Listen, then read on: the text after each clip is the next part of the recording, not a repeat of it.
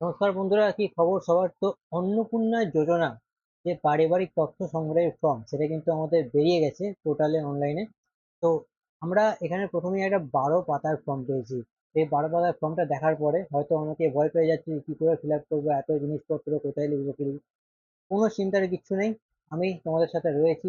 এই 12 পাতার যে ফর্মটা পুরো সহজভাবে ফিল আপ করে তোমাদের সাথে শেয়ার করবো, এবং খুব ইজি ভাবে, কোনো চিন্তার কোনো ব্যাপারই নেই। কি কি লাগবে, কিভাবে করবে, সবকিছু এর মধ্যে আমরা আজকে ফিল আপ করবো তোমার সাথে। যদি তারপরেও বুঝতে অসুবিধা থাকে, কোনো কোয়ারি থাকে, নিচে কমেন্ট বক্স খোলা রয়েছে, সেখানে তোমরা কমেন্ট করবে। আমি কিন্তু প্রত্যেকটা কমেন্টের রিপ্লাই দিয়ে দেওয়ার চেষ্টা করব। আমি ভিডিওটা দুটো ফরম্যাটে করছি, একটা ভার্টিক্যাল লম্বা লম্বি, তোমরা যেমন মোবাইলে রিল দেখো ঠিক সেরকম ফরম্যাটে। ঠিক আছে, সেই ক্ষেত্রে হয়তো দেখতে অসুবিধা হতে পারে। তার ক্ষেত্রে আমি হরাইজন্টাল, মানে এইভাবে যখন মোবাইলে সিনেমা দেখো ঠিক সেই ফরম্যাটেও কিন্তু আমি ভিডিওটা রেকর্ড করছি। তো দুটো ফরম্যাটই তোমরা কিন্তু দেখতে পাবে চ্যানেলে গেলে।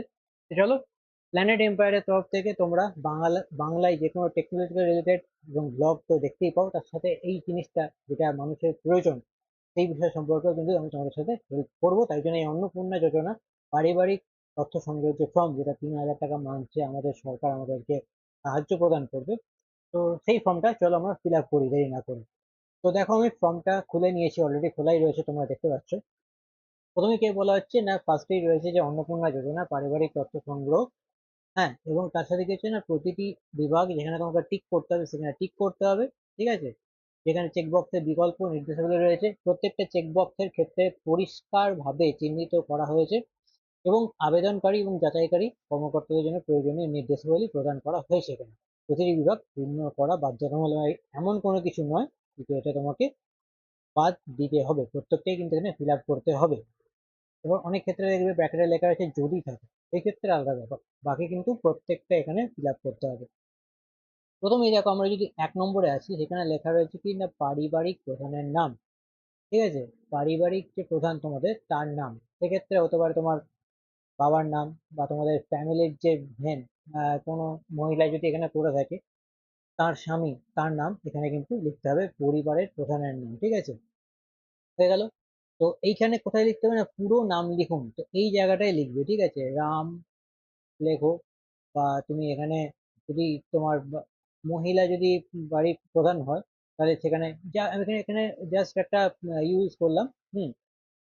তো যিনি হবেন, পুরুষ হোক বা মহিলা হোক, তার নাম কিন্তু এখানে লিখবে। ঠিক আছে, আমি এখানে জাস্ট একটা এক্সাম্পলের জন্য নাম এখানে ব্যবহার করছি। আচ্ছা, আধার কার্ডে যে নাম রয়েছে সেই আধার কার্ডের অনুযায়ী কিন্তু এখানে নাম লিখবে। ব্র্যাকেটে অলরেডি লেখা রয়েছে আধার কার্ড, তোমার যা নাম লেখা আছে ঠিক সেই হিসাবে বানান দেখে দেখে স্পষ্ট ভাবে কিন্তু লিখবে। ঠিক আছে, এখানে বাংলায় বা ইংরেজিতে কি করতে হবে সেখানে কিন্তু বলা হয়নি। 3 রকম ফর্ম কিন্তু আমাদের দিয়ে দিয়েছে, ইংলিশ, বাংলা এবং হিন্দি, যার যেটাতে কমফোর্টেবল হবে সে কিন্তু সেইটাতে ফর্ম ফিল আপ করতে পারে। জন্ম তারিখ দেখো, 2 নম্বরে রয়েছে কি আমাদের জন্ম তারিখ, ডেট অফ বার্থ। তোমার আধার কার্ড দেখবে, সেখানে যা ডেট অফ বার্থ রয়েছে সেখানে দেবে, প্রথমে লিখবে দিন, তারপরে মাস, তারপর বছর। অর্থাৎ আজকে যদি আমার ডেট অফ বার্থ হয় 11 তারিখ, ঠিক আছে, 11 দিন, তারপর হচ্ছে মাস ধরো 11/5, এবং তারপর ধরো আজকে তোমার বছর হচ্ছে 2000। তো এই রকম ফরম্যাটে কিন্তু লিখতে হবে, 11/5/2000। ঠিক আছে, দিন, তারপর মাস, তারপর হচ্ছে বছর। আচ্ছা, পরিবারের প্রধানের লিঙ্গ, তিনি পরিবারের প্রধান রয়েছেন, তিনি পুরুষ না মহিলা না অন্যান্য। এক্ষেত্রে কিন্তু আমাদের লক্ষ্মী ভান্ডারের ক্ষেত্রে কি হতো না, মহিলার নামই ফিল আপ করতে হতো। এখানে কিন্তু বলা হচ্ছে যে পরিবারের যিনি প্রধান তিনি পুরুষ না মহিলা না অন্যান্য। যার স্বামী প্রধান, তাহলে তিনি স্বামীর ক্ষেত্রে পুরুষ লিখবেন। যার এখানে বাবা প্রধান, সেও পুরুষ লিখবে। আর যদি কোনো মহিলা, হ্যাঁ, যদি সেপারেটেড থাকে, সিঙ্গেল হন, বা সেক্ষেত্রে কেউ যদি ডিভোর্সি হন, তাহলে সেক্ষেত্রে তিনি মহিলা লিখবেন। সেক্ষেত্রে তোমাকে কিন্তু পুরুষ অথবা মহিলাতে টিক দিতে হবে। এখানে কি লেখা রয়েছে যে সঠিক হলে টিক চিহ্নটা দিন, তো যেখানে সঠিক হবে সেখানে জাস্ট এরকম টিক দিতে হবে, পুরুষ হলে পুরুষ, মহিলা হলে মহিলা, এবং অন্যান্য হলে অন্যান্য। ঠিক আছে। আচ্ছা, এর পরবর্তীকালে আমরা যাব যে পরিবারের প্রধান, তিনি গার্জেন, পরিবারের যে গার্জেন তার আধার নম্বর। তো এখানে আমরা তার আধার নম্বরটা যেরকম আমাদের থাকে সেরকম আমরা কিন্তু এখানে লিখবো। ঠিক, আধার নাম্বার কিন্তু আমাদের এরকমই থাকে। ঠিক আছে, আমরা তাদের আধার নাম্বারটা লিখে দিচ্ছি। আমি কিন্তু এখানে পুরোটাই এক্সাম্পলের হিসাবে লিখছি। ঠিক আছে, আধার কার্ড যেমন হয় 12 ডিজিটের, ঠিক সেরকম ভাবে কিন্তু আমাদের লিখতে হবে। ওকে, হয়ে গেল। এইবার আমরা পরেরটাতে যাচ্ছি। পরের অপশন কি রয়েছে, এখানে এতটুকু বোঝা গেছে তো? যদি বোঝা না যায় অবশ্যই কমেন্ট বক্স খোলা আছে, কমেন্ট বক্সে তোমরা লিখতে পারো। ডিজিটাল রেশন কার্ডের পারিবারিক আইডি, যাদের ডিজিটাল রেশন কার্ড আছে তাদের আইডি কার্ড এখানে লিখতে হবে, ঠিক আছে, রেশনের আইডি কার্ড এখানে লিখতে হবে ডিজিটাল হলে, ঠিক আছে। যদি থাকে, এখানে লেখা আছে, যদি না থাকে সেক্ষেত্রে হয়তো লেখার প্রয়োজন নেই, যদি থাকে তাহলে কিন্তু এখানে লিখতে হবে রেশন ডিজিটাল এটা।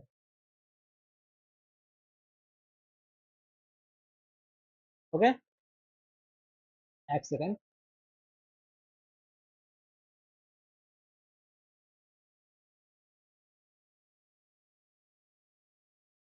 ওকে, তো এখানে আমরা ডিজিটাল রেশন কার্ডের ডেটা কিন্তু দেবো, ঠিক আছে। এইবার পরিবারের সদস্য সংখ্যা, আমাদের পরিবারে কটা মেম্বার আছে, আমরা তিনজন না চারজন না পাঁচজন না ছয়জন, সেটা কিন্তু এখানে শুধুমাত্র সংখ্যাতে, মানে পাঁচ মানে আমাকে বাংলায় পাঁচ বা ছয় ছ অন্তঃস্থের মধ্যে, জাস্ট আমার এখানে পরিবারের সংখ্যা যদি চারজন হয় তো আমি এখানে জাস্ট চারজন লিখে দেবো, ঠিক আছে, জাস্ট এখানে চারজন লিখে দেবো। ওকে, হয়ে গেল। যেহেতু আমি এটা ইংরেজিতে ফিল আপ করছি তো সেই ক্ষেত্রে এখানে আমার এটা চারজন বলতে গেলে এরকম লিখলে হবে না, আমি সংখ্যাগুলো ইংরেজিতে লিখে যাবে, তো আমি এখানে জাস্ট এখানে চারজনের ক্ষেত্রে চার লিখে দিলাম, ঠিক আছে। এবার ঠিকানা, দেখো তোমার আধার কার্ডটা বার করবে, আধার কার্ডটা বার করার পর এখানে যদি যা যা ঠিকানা হবে, কারো যদি গ্রাম হয় গ্রাম, কারো যদি শহর হয় সেই শহরের ঠিকানা ঠিক যেমন থাকবে সেখানে কিন্তু এখানে প্রত্যেকটা লিখবে।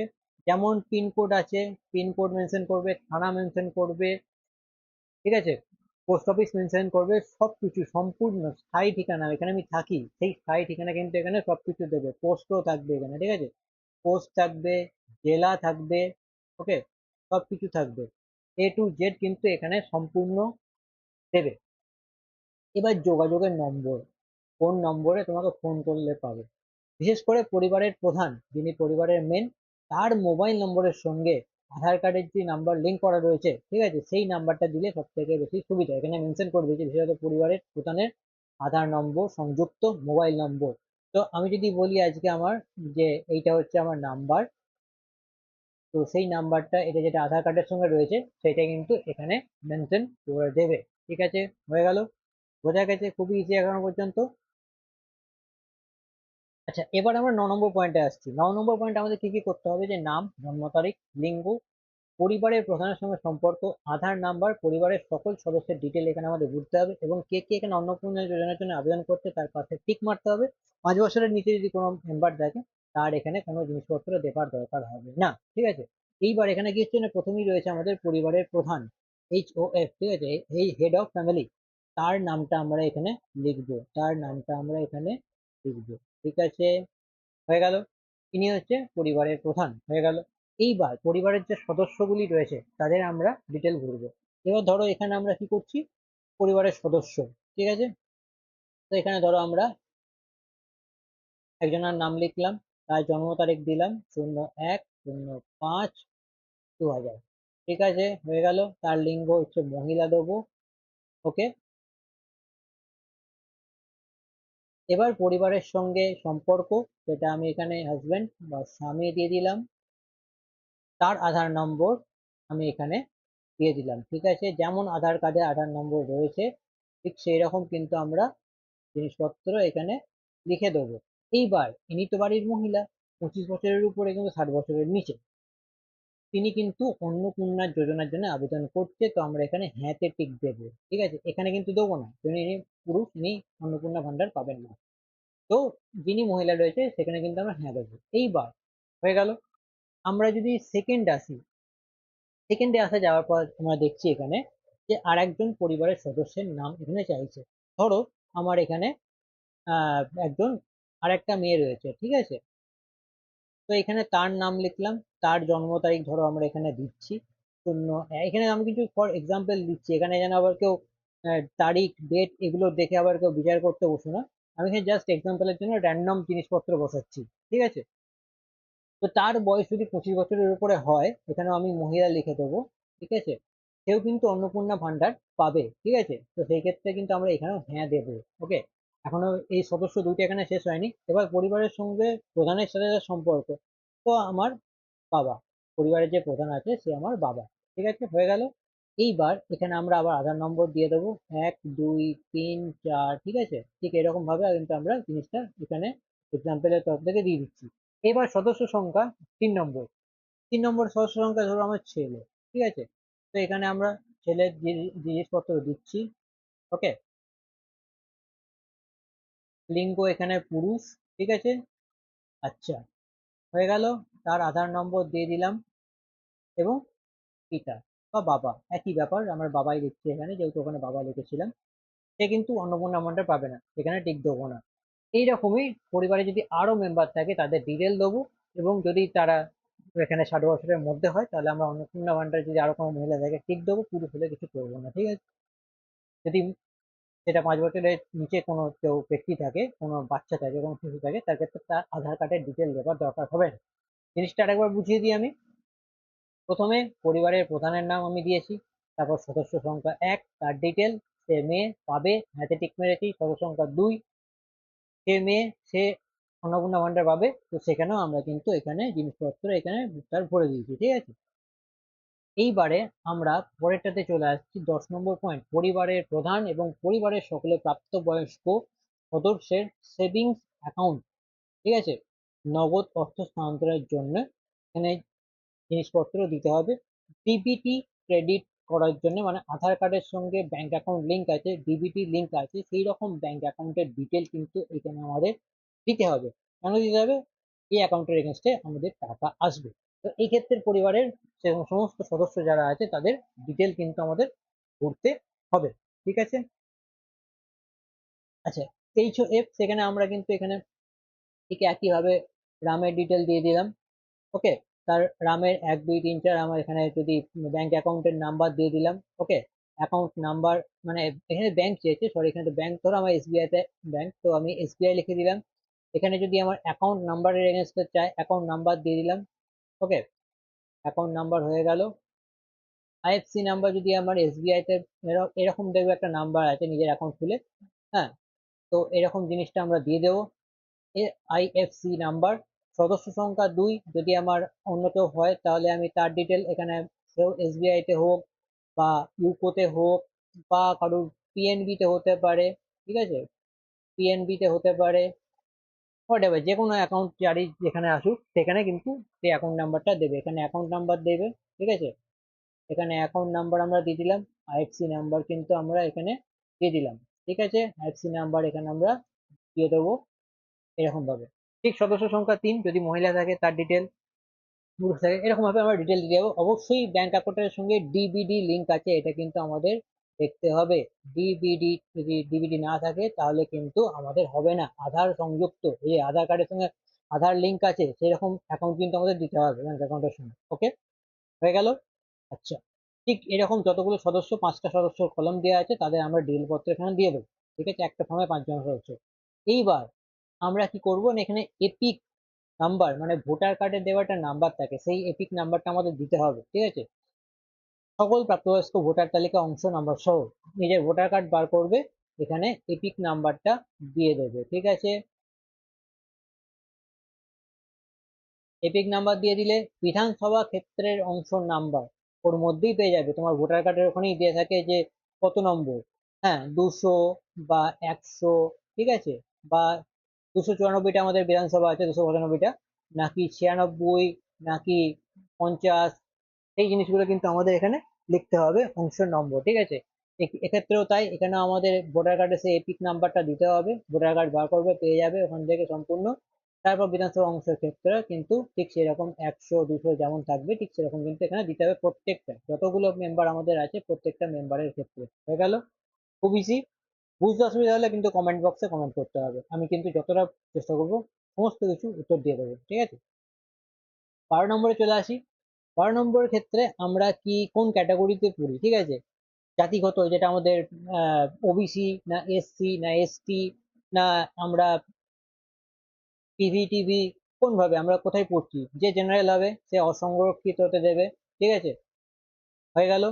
আর্থিকভাবে জেনারেল কিন্তু আর্থিকভাবে দুর্বল, কেউ যদি তপশিলি হয় SC, কেউ যদি তপশিলি হয় উপজাতি হয় ST, OBC, যার যেমন হবে সেরকম কিন্তু জিনিসপত্র এখানে দিতে হবে।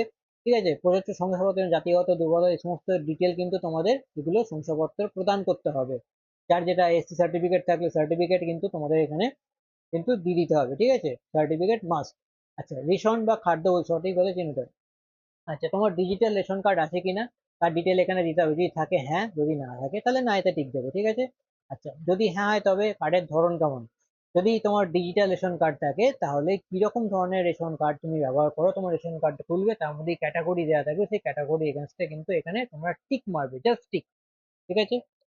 আচ্ছা, পরিবার, যে তোমরা পরিবার রয়েছে সেই পরিবারে কি রেশন দোকান থেকে মাসিক রেশন তুলছে কিনা, মাসে কি রেশন তোমরা পরিবার থেকে পাচ্ছ বা নিচ্ছ, সেটা কিন্তু এখানে দেবে। যদি পেয়ে থাকো তাহলে হ্যাঁ দেবে, বা তুলে থাকো তাহলে হ্যাঁ দেবে, যদি না তুলে থাকো তাহলে না দেবে। সম্পদ, এইবার তোমার বাড়িতে তোমার কি সম্পত্তি রয়েছে, মানে তোমার বাড়িতে, তোমার যে বাড়ি রয়েছে তার তিনটের উপরে ঘর আছে, না একটা ঘর, না দুটো ঘর, সেটা কিন্তু এখানে দিতে হবে। তার বেশি পাকা ঘর আছে কিনা সেটা তোমাকে জানাতে হবে। তোমার তিনটের বেশি যদি পাকা ঘর থাকে তাহলে হ্যাঁ, যদি তিনটের থেকে কম পাকা ঘর থাকে তাহলে না, ঠিক আছে। ওকে। পারিবারিক জমির মালিকানা, পারিবারিক জমির মালিক তুমি, তোমার কোনো জমি আছে, যদি থাকে তাহলে হ্যাঁ, যদি না থাকে তাহলে না, ঠিক আছে। আচ্ছা, এক্ষেত্রে রেজিস্ট্রেশন এর কপি বা মিউটেশনের কপি এগুলো কিন্তু তোমাদের হয়তো দিতে হতে পারে। গাড়ির সদস্যের জমির রেকর্ড কপি, এই জিনিসপত্রগুলো কিন্তু তোমাদের জমির ক্ষেত্রে, যদি জমির মালিক হও তাহলে কিন্তু রেজিস্ট্রেশন নথি, মিউটেশনের কপি, হ্যাঁ ঠিক আছে, বা তোমাদের যে জমির রেকর্ড কপি সর্বশেষ সেগুলো কিন্তু এর সাথে অ্যাটাচ করতে হবে, এটা কিন্তু মাথায় রাখবে। পরবর্তীকালে কি হচ্ছে না, বিশেষ বিভাগ। আচ্ছা, কি হচ্ছে, পরিবারের সকল সদস্যের মোট জমির পরিমাণ। তোমার পরিবারে যদি 5 জন, 6 জন, 7 জন, 8 জন, যতজন মেম্বার আছে, কত শতক জমি আছে, 1 শতক নাকি 2 শতক নাকি 3 শতক, কত শতক জমি আছে সেটা কিন্তু রেজিস্ট্রেশনের যে আয়তায় আছে সেই রেজিস্ট্রেশন দেখে তোমাদের কিন্তু এখানে মেনশন করতে হবে। তোমার যে বাড়ি, তাতে তার কি কোনো 4 হুইলার আছে, 4 চাকা গাড়ি আছে, কমার্শিয়াল নয়, অবাণিজ্যিক মোটর চালিত 4 চাকার গাড়ি, মানে সাদা প্লেটের যে গাড়ি, সেই সাদা প্লেটের গাড়ি যেটা কমার্শিয়াল নয়, 4 চাকা আছে, যদি থাকে তাহলে হ্যাঁ, যদি না থাকে তাহলে না। যদি থাকে তাহলে কিন্তু গাড়ির যে রেজিস্ট্রেশন নাম্বার, সেই গাড়ির রেজিস্ট্রেশন নাম্বারটা কিন্তু এখানে মেনশন করতে হবে, গাড়ির রেজিস্ট্রেশন নাম্বার কিন্তু এখানে মেনশন করতে হবে, ঠিক আছে।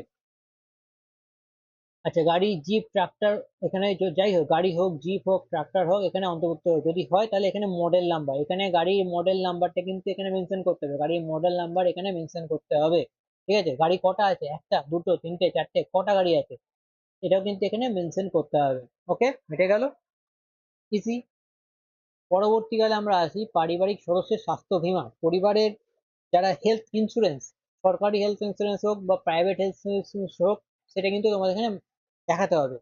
যদি না থাকে তাহলে না, ঠিক আছে, যদি না থাকে তাহলে না, যদি থাকে তাহলে এখানে হ্যাঁ। এবং প্রিমিয়ামের বিবরণ, মানে কত টাকার প্রিমিয়াম করে রেখেছে, কত লক্ষ টাকার প্রিমিয়াম আছে বা কত হাজার টাকার প্রিমিয়াম রয়েছে, সেখানে কিন্তু এখানে মেনশন করতে হবে। এক্ষেত্রেও তাই, পরিবারের যে প্রথম পরিবারের যে প্রথম, তিনি সরকারি প্রিমিয়াম নিয়েছেন না বেসরকারি প্রিমিয়াম নিয়েছেন। যদি স্বাস্থ্যসাথী কার্ড থাকে কারো বা আয়ুষ্মান ভারত কার্ড থাকে তাহলে তিনি সরকারিতে টিক করতে পারেন। যদি কারোর অন্য প্রাইভেট কোম্পানি থাকে তাহলে কিন্তু এখানে সেই প্রাইভেট কোম্পানি অর্থাৎ সরকারি বেসরকারিতে টিক করতে হবে।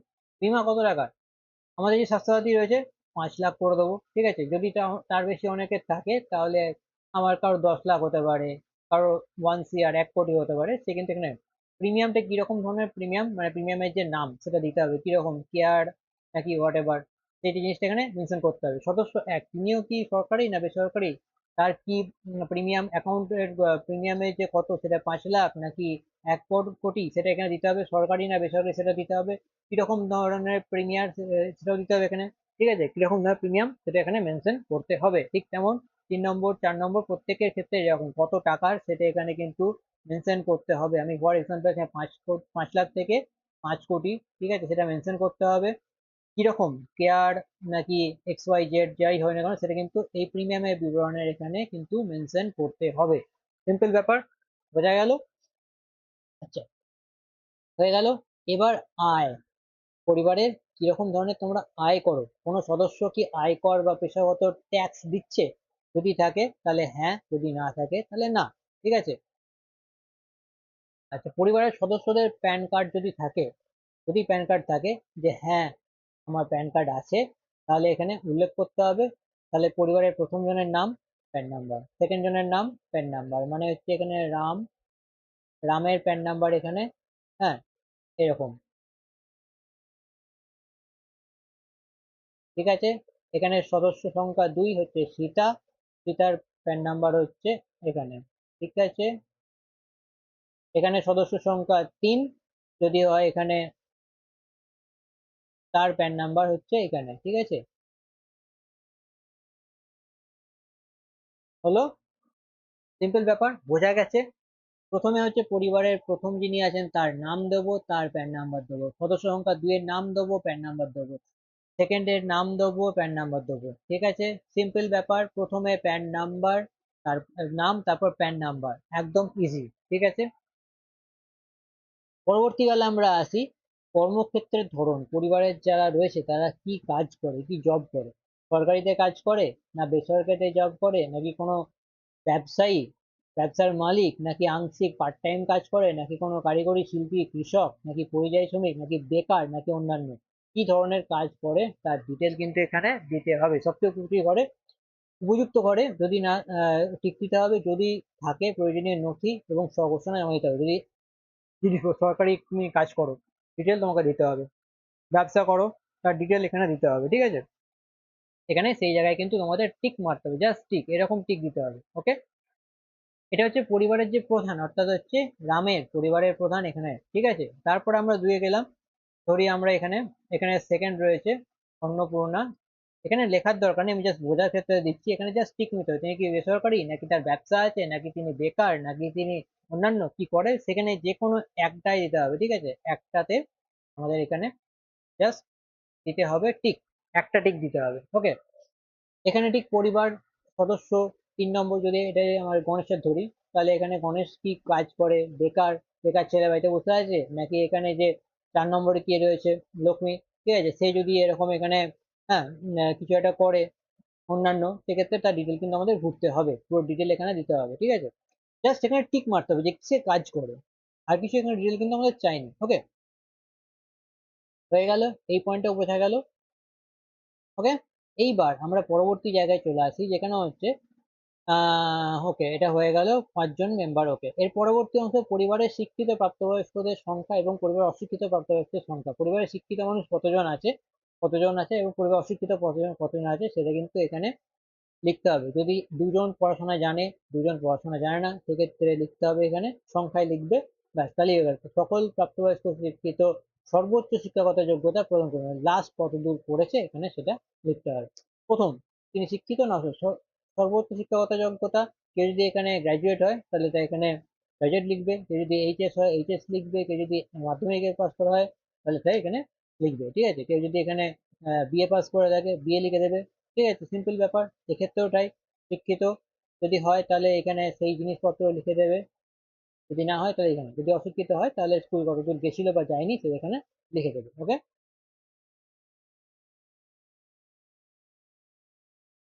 এবার 5 নম্বর পয়েন্ট আমরা কি হচ্ছে না, কোনো সদস্য কি সাংবাদিক পদ, সাংবিধানিক পদ, মন্ত্রী, সাংসদ, বিধায়ক, পৌর, স্থানীয় পঞ্চায়েত সংস্থার প্রাক্তন বা বর্তমান ধারক আছেন কিনা, সেটা কিন্তু এখানে দিতে হবে। পার্টির কোনো কাজ করে কিনা, মন্ত্রী, সাংসদ, এমপি, কিছুই হোক, বা সরকারি কোনো পেনশন ভোগী তার যদি হয়, মানে এই সমস্ত যদি রয়েছে, তার সদস্য নাম্বার, যে আগে সদস্য ছিল তার নাম্বারটা এখানে আমাদের দিতে হবে, প্রয়োজনীয় সহায়ক স্বঘোষণা, মানে সেলফ অ্যাটেস্টেড করা জিনিসপত্র কিন্তু এখানে দিতে হবে, সেলফ অ্যাটেস্টেড করা, মাথায় রাখবে, সেলফ অ্যাটেস্টেড করা দিতে হবে, যে স্ব ঘোষণা, ঠিক আছে। কোনো সদস্য কি সরকারি পেনশন ভোগী, বাড়িতে এমন কি কেউ আছে যে সরকার থেকে পেনশন পায়, স্কুল মাস্টার, ব্যাংকে কাজ করতো, বা অন্য কোনো জায়গায় কাজ করতো, ইলেকট্রিক অফিসে কাজ করতো, এরকম কি কেউ আছে, যদি থাকে তার সদস্য নাম্বার এখানে বলতে হবে, সদস্য আপনার ডিটেল দিয়ে দিয়েছে তুমি, জাস্ট তিনি সরকারি পেনশনভোগী তার সদস্য নাম্বারটা এখানে দিয়ে দিতে হবে, ঠিক আছে। যদি হয় তাহলে পেনশনের স্লিপ দিতে হবে, তাহলে এখানে পেনশনের স্লিপটা কিন্তু তোমাকে দিতে হবে, ঠিক আছে। কোনো সংস্থা জিএসটির অধীনে আছে, মানে কারোর হয়তো ব্যবসা রয়েছে, তাকে তো আমাদের জিএসটি নাম্বার করাতে হবে, জিএসটি নাম্বার না করাতে ট্যাক্স হবে না, যদি থাকে তাহলে এখানে জিএসটি নাম্বার, আর যদি জিএসটি নাম্বার থাকে তাহলে কিন্তু এখানে জিএসটি নাম্বারটা লিখতে হবে, ঠিক আছে। পরিবারের বার্ষিক আয়, পরিবারের বার্ষিক আয় যাই হবে তাই লিখবে। 2 লাখ হলে 2 লাখ, 5 লাখ হলে 5 লাখ, 10 লাখ হলে 10 লাখ, যতটা হবে সেই পরিবারের মোট বার্ষিক আয় কিন্তু এখানে অঙ্কে লিখবে, অঙ্কে। ঠিক আছে। আচ্ছা, পরবর্তী CAA আবেদনের বর্তমান অবস্থা, মানে এই যে এসআইআর হলো তাতে কি হয়েছিল, বা সিএএ তে তোমরা যদি এখানে অ্যাপ্লাই করে থাকো সিএএ তে, তাহলে তার ডিটেল কিন্তু এখানে ভরতে হবে। যদি সিএএ কে তো অ্যাপ্লাই করে থাকো তাহলে তার ডিটেল এখানে এখানে কিন্তু ভরতে হবে। এখানে বলেই দিয়েছে যে যদি থাকে, সিএএ বর্তমান অবস্থা যদি থাকে তাহলে অ্যাপ্লাই করতে হবে। সবার ক্ষেত্রে নয়, যদি কেউ অ্যাপ্লাই করে দেয় তো সেক্ষেত্রে তোমার এখানে প্রযোজ্য নয়, টিক মেরে দেবে। ঠিক আছে। আচ্ছা, অনেকে ফর্ম 6 ভরেছে, তো সেক্ষেত্রে এখানে কিন্তু তাদেরকেও করতে হতে পারে। এইবার পরবর্তীকালে কি হচ্ছে না, প্রদত্ত যে সমস্ত জিনিসপত্র আছে, যেমন কিষাণ ক্রেডিট কার্ড যদি কারোর থাকে, কারোর যদি স্টুডেন্ট ক্রেডিট কার্ড থাকে, কারোর যদি মৎস্যজীবী ক্রেডিট কার্ড থাকে, কারোর যদি শিল্প ক্রেডিট কার্ড থাকে, তো এই সমস্ত জিনিসপত্র যদি থাকে তার ডিটেল কিন্তু এখানে ভরতে হবে। ঠিক আছে। পরিবার প্রধান সেই কার্ডের নাম্বার দিতে হবে, আইডি সংখ্যা দিতে হবে, আর যে তারিখে ইস্যু করা হয়েছে সেই দিতে হবে। কার্ডের নাম্বার আমরা দিয়ে দিলাম, আইডি সংখ্যা আমরা দিয়ে দিলাম, এবং সেক্ষেত্রে যে তারিখে ইস্যু করা হয়েছিল সেই তারিখের ব্যাপারটা আমরা এখানে দিয়ে দিলাম। ঠিক আছে। প্রদানকারী কর্তৃপক্ষের বিবরণ, কর্তৃপক্ষের যে বিবরণ সেটা কিন্তু তোমাদের এখানে দিতে হবে, যে কে দিয়েছিল, সরকার দিয়েছিল না অন্য কিছু থেকে করেছিল, সেই জিনিসপত্র এখানে ডিটেলটা তোমাদের দিতে হবে। ঠিক আছে। ঠিক টাইম সদস্য 2 যদি থাকে দেবে, 3 থাকলে যা যা যা আছে সেখানে এখানে জিনিসপত্রগুলো দেবে।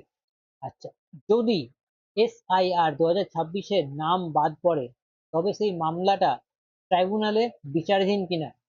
যদি এসআইআর নাম চলে আসে তাহলে তো কোনো ব্যাপার নেই ভাই, প্রযোজ্য নয় দিয়ে দেবে। যদি নাম বাদ পড়ে তার কি অবস্থা আছে, হ্যাঁ, মামলার বিবরণ এখানে তোমরা দেবে। ওকে, হয়ে গেল। পরিবারের প্রধান, অনেকে জায়গায় হয়েছে কিনা পরিবারের প্রধানের হয়তো ঠিকঠাক এসছে, পরিবারের কোনো একটা হয়তো এরকম এসছে, তো সেই ক্ষেত্রে কিন্তু এখানে পুরো সেই ডিটেলটা দিতে হবে, প্রযোজ্য কি প্রযোজ্য নয়, যদি প্রযোজ্য না হয় না, যদি তোমার নাম বাদ পড়ে থাকে, হ্যাঁ বাদ পড়েছিল, সেই মামলার বিবরণ দেবে, যদি না পড়ে থাকে তাহলে না, যদি এসআইআর মানে না। একদম সিম্পল ব্যাপার। ঠিক আছে। আচ্ছা, সামাজিক মর্যাদা এবং নির্ভরশীল ব্যক্তিগণ, পরিবারে ধরো বিদ্যালয়ে অধ্যয়নরত পরিবারের সকল শিশু, তোমাদের বাড়িতে যারা বাচ্চা কাচ্চা রয়েছে তারা যে পড়াশোনা করে, সেই পড়াশোনা যে কোথায় করে, সরকারি স্কুল না কোনো মাদ্রাসায় নাকি অন্য কোনো মাদ্রাসায় নাকি বেসরকারি স্কুলে, তার ডিটেল এখানে আমাদের ঘুরতে হবে। তো শিশুর নাম, শিশুর নাম আমরা যদি এখানে দিয়ে দিলাম প্রথমে, কোথায় পড়ে, ক্লাস 6-এ পড়ে, বিদ্যালয়ের নাম কি, গণেশপুর স্কুল দিয়ে দিলাম। ওকে, কি স্কুলে পড়ছে, সরকারি স্কুলে পড়ছে, হয়ে গেল, এটা গেল ঝামেলা। বিদ্যালয়ের ধরন অন্যান্য নির্বাচন করে অনুকরণ বিষয়টি উল্লেখযোগ্য, যেমন ওপেন স্কুল, হোম স্কুল নিয়ে হলো। আচ্ছা, সেক্ষেত্রে ডিটেল অন্যান্য জায়গায় তোমাকে লিখে দিতে হবে যে এইগুলোর মধ্যে যদি না হয় তাহলে কিরকম ধরনের স্কুলে পড়ছে।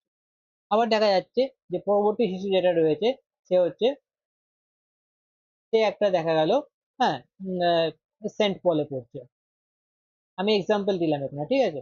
সেই ক্ষেত্রে কি হচ্ছে, বেসরকারিতে পড়লে বেসরকারি, সরকারি হলে প্রকৃত ডিটেল দিয়ে দিলে, কিরকম ধরুন এ হয়তো 7-এ পড়ছে, হয়ে গেল, দিয়ে দিলে,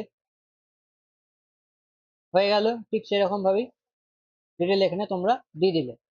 ওকে।